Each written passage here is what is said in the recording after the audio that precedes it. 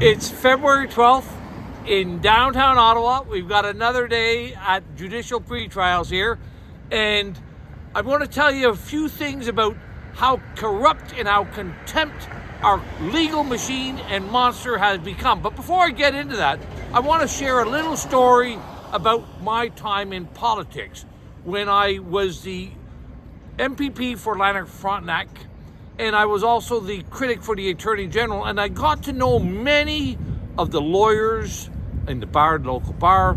I got to know many of the judges.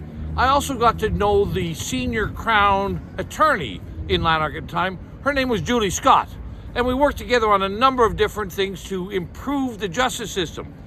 But one day when I was talking to Julie Scott about being in court and about the concept of innocent until proven guilty, she said to me, everyone who comes before the court, everyone who is charged is either a fiend or a fool, and there's nothing in between.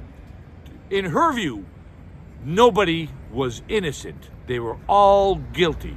And the only purpose of the court was to determine if that poor individual in front of the judge was a fool or a fiend. That's the view of the Crown attorney. Now that person, she's gone up the ladder. She's no longer just a Crown attorney. She is the head of director of Crown operations for the entire Eastern Ontario. All the Crown attorneys in Eastern Ontario report to her. And this is a person who is derisive and is belligerent towards anyone who comes into court and believes every one of them is guilty. So, not surprising, we've seen so much corruption in our courts, just like in Coots with those 4 individuals who spent 2 years in jail on trumped up charges. But I do have some good news. I'm going to be back in court on March 26th for another judicial pretrial. This one is going to be dealing with the judicial notice that I'll be bringing forward, that the court admit and accept certain facts that constitute the defense of necessity. The defense of necessity is when an individual is permitted and afforded the common law right to defend themselves when there's an imminent threat or peril or endangerment to their lives and their families.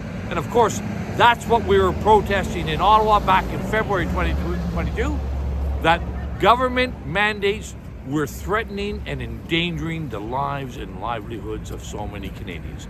And we know at that time there was already hundreds who had died from the phony jab, from that mRNA experimental drug.